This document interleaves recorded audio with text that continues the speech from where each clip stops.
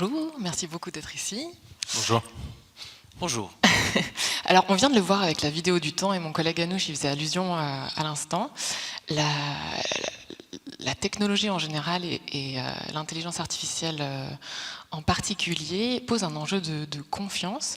Juste pour prendre la température pour commencer, on parlait du degré d'inquiétude. Vous êtes à quel niveau d'inquiétude, vous, aujourd'hui, sur la place que prendra l'IA dans la société de demain sur 10 ? Vous, Rachid Garoui, qui êtes un informaticien chevronné, prof à l'EPFL. 3. 3 sur 10, ok. Et alors vous, Cédric Moret, qui êtes... Moi, je vais être plus optimiste, je vais dire 2. Super, donc vous dormez très bien la nuit. Pour l'instant, ça va, ouais. Super. Alors plongeons dans le vif du sujet. Le sujet qui nous intéresse, c'est dans quelles conditions est-ce que la tech de demain pourra résoudre plus de problèmes qu'elle n'en créera. Donc finalement, comment est-ce qu'elle peut nous aider à faire société plutôt que faire sécession ? Vaste question. Au passage, ici, je précise que la définition de la technologie inclut mais ne se limite pas à l'intelligence artificielle, dont on a beaucoup parlé et dont on va parler tout de suite. Alors peut-être que pour commencer, on peut revenir rapidement sur les grands bénéfices que nous apportera la technologie dans le monde de demain. Selon vous, quels seront les domaines qui vont en bénéficier le plus ? Peut-être qu'on commence par vous, Cédric Moret. Je crois que pour commencer, il y a déjà beaucoup de domaines dans lesquels la tech apporte beaucoup de bénéfices, mais si on veut en choisir quelques-uns, je prendrais la médecine, notamment la médecine préventive. Si vous prenez par exemple le cas du cancer du sein, malheureusement c'est une femme sur 10 qui est touchée durant sa vie, on parle de 6000 cas en Suisse. On parle aussi de médicaments pour le cancer qui ont doublé de prix en 5 ans. Et on a vu dernièrement qu'une étude danoise, il y a je crois un mois, a montré qu'en utilisant l'intelligence artificielle, puisqu'on parle de ça, avec les mammographies, on arrive à détecter de manière beaucoup plus précoce les cancers, notamment à court terme, mais aussi à long terme. Donc le bénéfice, il est clair. Détection plus précoce, meilleurs soins, réduction des coûts de la santé, remplacement des radiologues qui ne sont pas suffisants en nombre aujourd'hui. Donc ça, c'est un des exemples très concrets de l'application de l'IA pour des bénéfices pour la société. Et pour vous, Monsieur Rachid Garoui ? Donc au-delà de la médecine, on peut aussi penser à comment mieux appréhender la nature et mieux affronter le réchauffement climatique, prévoir les catastrophes naturelles. On est certes loin de cela, mais si on parle dans le futur, on ne peut pas imaginer une seconde qu'on arrivera à prédire des tremblements de terre, à prédire des avalanches, etc., sans le numérique, sans la technologie. La technologie ne permettra pas elle seule de le faire, mais ce sera une condition nécessaire et je pense qu'elle contribuera à faire ce genre de choses, à réaliser ce genre de prédictions qui me semblent seront encore plus nécessaires qu'aujourd'hui. On a vu des initiatives se lancer, notamment ici, sur typiquement le sommet mondial sur l'IA au service du bien social. Vous portez quel regard, vous, là-dessus, sur ce mouvement de AI for Good ? Je pense que l'AI peut être utilisé pour le bien public, très clairement. Il faut l'encadrer et trouver la bonne façon de l'encadrer. Mais on voit beaucoup d'applications aujourd'hui. Aujourd'hui, on a des applications qui permettent, par exemple, de prévoir les zones de déforestation dans l'Amazone en utilisant un bien public qui est la donnée terrestre. Donc je pense que ça peut apporter beaucoup de choses. Pour vous ? Depuis la nuit des temps, l'être humain essaye de fabriquer des outils pour l'aider à vivre et à survivre, depuis le silex, en passant par l'arc, etc. Je pense que l'ordinateur est l'un de ces outils. Il faut peut-être moins fantasmer sur le pouvoir de l'ordinateur et revenir à des choses essentielles. C'est un outil qui nous permet de vivre, voire de survivre. Évidemment, on y reviendra, parfois utilisé à mauvais escient. Justement, parlons-en des mauvais escients. On a vu ces dernières semaines que quand on faisait allusion à la technologie, il était souvent question d'hameçonnage sur WhatsApp, de piratage, de cyberharcèlement, de cybersécurité. C'est quoi pour vous les plus grands dangers que représente la technologie, peut-être demain, plus encore qu'aujourd'hui ? Pour moi, il y en a beaucoup, effectivement, mais le plus important, c'est la relativisation de la vérité. On peut résumer ça en disant la désinformation. Je pense que ce qui fait l'avantage d'Internet, on peut voir ça comme ça, en disant n'importe qui peut exprimer une opinion sans avoir peur de se prendre une baffe. Mais c'est aussi l'inconvénient d'Internet, parce que les gens sont déresponsabilisés, on peut rapidement diffamer une personne, les réseaux sociaux se font un malin plaisir de relayer les informations diffamantes parce qu'elles attirent l'attention, et il n'y a pas de responsabilisation derrière. Cela menace les démocraties, cela menace la paix pour autant qu'il existe encore une paix aujourd'hui. Donc la désinformation me semble être le danger le plus important. Ouais, pour nous aussi, journalistes. Et pour vous ? Ouais, effectivement, il y en a pas mal, mais moi je veux croire qu'ils sont gérables, mais je vais peut-être en citer deux. Il y en a un, c'est clairement le monopole sur les technologies. On se rend compte de la concentration de pouvoir en technologie qui est absolument phénoménale aujourd'hui. On est passé d'un monde où on se battait pour la prédominance militaire économique. Aujourd'hui, c'est la prédominance technologique avec beaucoup d'acteurs privés qui ont pris beaucoup de place. C'est quand même assez incroyable de penser qu'Elon Musk décide si l'Ukraine va pouvoir bouger son armée sur la Crimée ou pas. La même chose en Palestine aujourd'hui, puisqu'il a fait des offres similaires en Palestine. L'autre, c'est effectivement, et on en a parlé dans le sondage tout à l'heure, c'est la crainte pour l'emploi. Moi, sur ce terrain-là, je suis assez optimiste, parce que je pense que, oui, il y a des métiers qui vont disparaître, c'est sûr. On parle de 30 à 50% des activités qui pourront être automatisées, mais l'intelligence artificielle ou la tech en général va pouvoir aider ces métiers à être plus performants. Et quand on voit la courbe de vieillissement de la population en Suisse tout à l'heure, je pense que ça crée un énorme boulevard pour développer, libérer des talents pour aller dans des zones et industries où on aura besoin de talents. Et en deux mots, sur cet enjeu de la concentration, est-ce que le risque, c'est pas non plus que la concentration se fasse non seulement entre les mains d'acteurs privés, vous citiez Elon Musk, mais aussi dans des économies, dans des pays très spécifiques qui vont faire que creuser les écarts entre les pays très développés et les pays qui le sont moins ? Mais je crois qu'on a même passé ce débat-là. Quand on voyait la capitalisation boursière de Apple tout à l'heure, c'est l'équivalent de l'Inde, mais c'est aussi l'équivalent de l'Angleterre. Donc je crois que tous les pays ont à craindre une concentration de pouvoir phénoménale au sein de quelques acteurs. Ok, très bien. Donc on comprend que la notion clé, c'est en gros le rapport coût-bénéfice.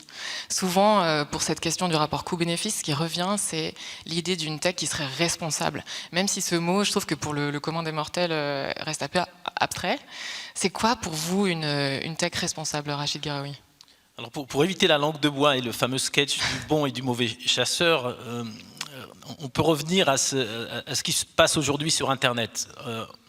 Beaucoup de gens diffament, certaines personnes diffament, et les réseaux sociaux relaient cette diffamation, voire l'amplifient. Et ce qui est malheureux aujourd'hui, c'est qu'il est très difficile de remonter à la source de cette diffamation. On peut quasiment rien faire. Et même Elon Musk, par exemple, nous dit « Ah non, moi je suis pour la transparence ». Et il n'est pas du tout pénalement responsable de sa technologie, et la personne qui a diffamé n'est pas responsable de son acte de diffamation. Pour moi, une technologie responsable, c'est une technologie qui permet, un, de remonter au patient zéro, et deux, d'établir clairement un fait de diffamation. J'ai pris juste cet exemple de diffamation, mais le nombre de fausses vérités qui circulent sur Internet, pour la première fois dans l'histoire, le nombre de personnes qui croient en la platitude de la Terre est en augmentation. Depuis la nuit des temps, c'était le contraire. Et là, pour la première fois dans l'histoire, on est en train d'assister à une courbe descendante de la connaissance scientifique. 2 sur 10. Et ça, c'est... Comment ? 2 sur 10. 2 sur 10. Et c'est effrayant. Moi, je trouve ça personnellement effrayant. Et ce qui est encore plus effrayant, c'est qu'on ne peut blâmer personne. On n'a pas de capacité technologique... Enfin, la capacité technologique, on l'a. À l'EPFL, on travaille sur comment remonter au patient zéro d'une fausse information. Mais encore faut-il que la législation suive et qu'on puisse dire à M. Musk et d'autres, attention, regarde ce que tu as fait, eh bien ça va être une amende de $1 milliard, ça tombe bien, on a besoin d'investisseurs dans la tech en Suisse.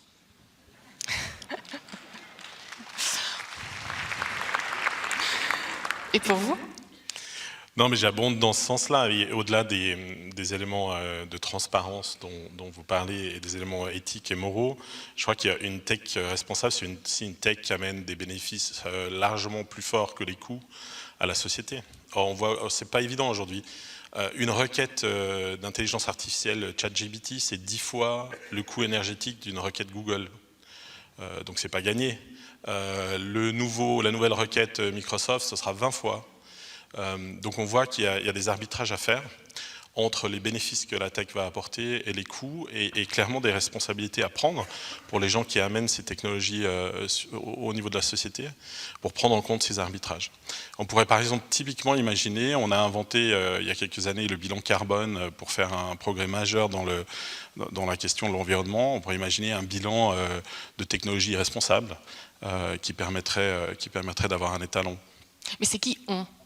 C'est le législateur, est-ce qu'il est national, est-ce qu'il est international ? C'est une bonne question. Je pense qu'une partie des choses peuvent être réglées au niveau national, c'est clair, mais une partie de l'équation, elle est au niveau international, très clairement. Quand il y a quelques années, on a vu la prééminence du nucléaire, et avec tous les avantages et les risques que ça pouvait amener, on a créé l'Agence internationale pour l'énergie atomique. Je pense quand même que ça a aidé à prévenir un certain nombre de choses. On pourrait imaginer une agence, en tout cas certains l'appellent de leur vœu, une agence internationale pour la tech ou pour l'intelligence artificielle. Il faut juste espérer qu'on ne doive pas attendre des catastrophes comme celles qu'on a vues à Hiroshima pour se réveiller et mettre ça en place. Mais quand bien même, le cadre temporel est tel que le temps de la législation est relativement long. Les innovations, on l'a vu, enfin, je veux dire, c'est extrêmement rapide. Comment on gère ce gap de cadre temporel ? Je vous vois prendre le micro, vous aviez envie de... Non, parce que je pense que quand on parle de législateurs, en tout cas dans nos pays, sous nos cieux, on pense à des parlementaires, à des sénateurs, etc. Et parfois, effectivement, on peut se poser la question, est-ce que ces gens-là ont la bonne éducation pour appréhender ces problèmes ? Est-ce qu'ils ont une éducation technologique ? Aujourd'hui, il serait inconcevable en Suisse qu'un parlementaire n'arrive pas à distinguer le Jura des Alpes. Je pense que c'est des choses, si quelqu'un passe à la télé suisse en disant « moi je suis parlementaire, je ne connais pas trop la forme du Jura, je pensais que c'était le Mont Blanc alors que c'est le Mont Tendre », on crierait au scandale. Et pourtant, on se satisfait facilement d'élus, de parlementaires qui ne connaissent rien à la technologie. Et ça, c'est dangereux parce que c'est probablement ce qui permet de traiter l'information, de quelque part, de façonner l'opinion publique.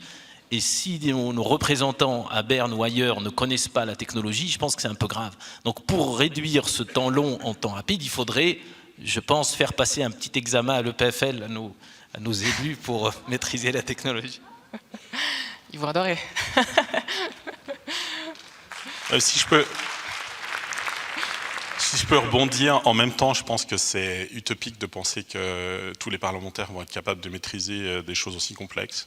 Je pense que pas grand monde les maîtrise. Moi, je les maîtrise pas, par exemple. Moi non plus. Mais par contre, ce qu'on peut vraiment attendre d'eux, c'est qu'ils comprennent l'urgence et qu'on les aide à comprendre l'urgence et qu'ils aident le pays à définir au minimum une stratégie numérique pour qu'on tire tous dans la même direction et qu'on soit au clair sur les industries sur lesquelles, dans cette tech, on veut investir pour renforcer notre compétitivité dans le futur.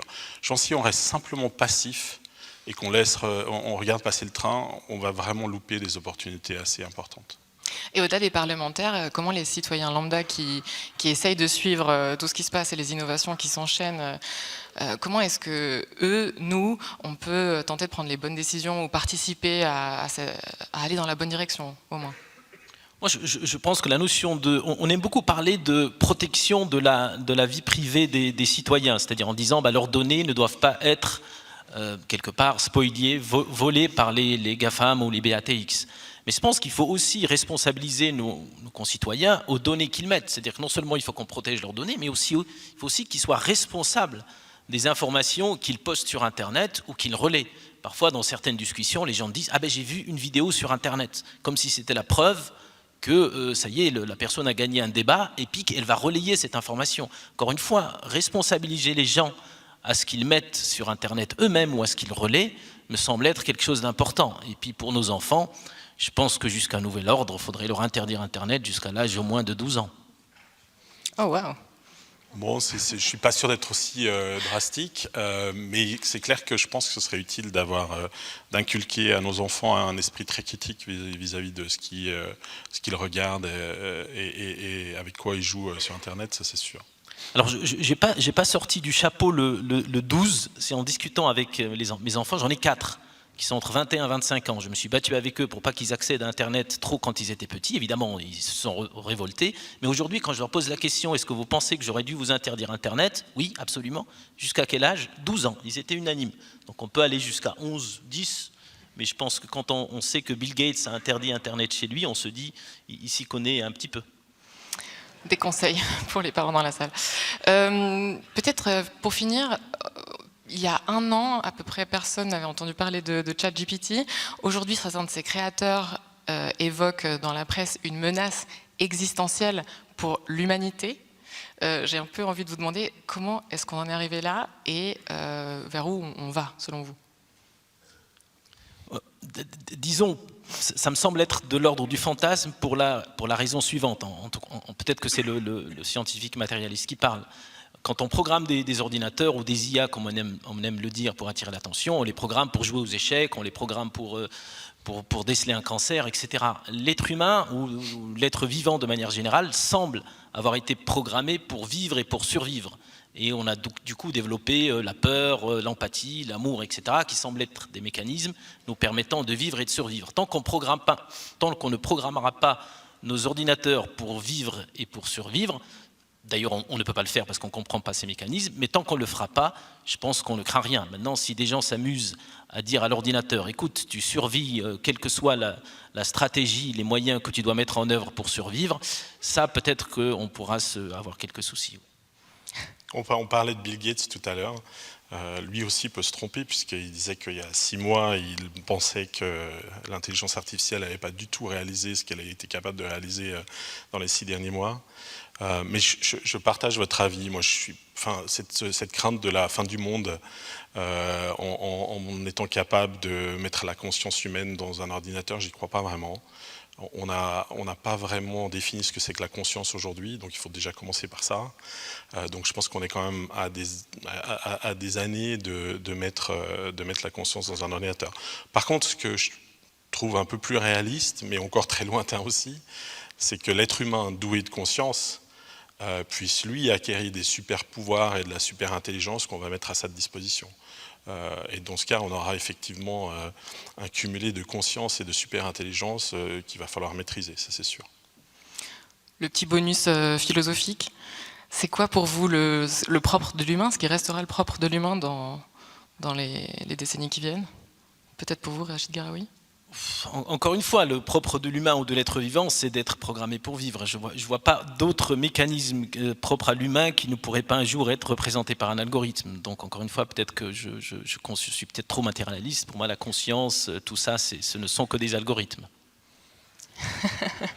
L'empathie et l'amour aussi, on l'aura compris. Et pour vous? Je crois que les chercheurs qui vont devoir mettre tout ça en algorithme ont encore un peu de travail, on va dire ça comme ça. Très bien. Merci beaucoup à tous les deux d'être venus nous parler de technologie dans un futur proche, futur qui s'annonce donc prometteur. Et avant de réinviter Valère sur scène, on peut les applaudir tous les deux. Merci beaucoup à tous les deux.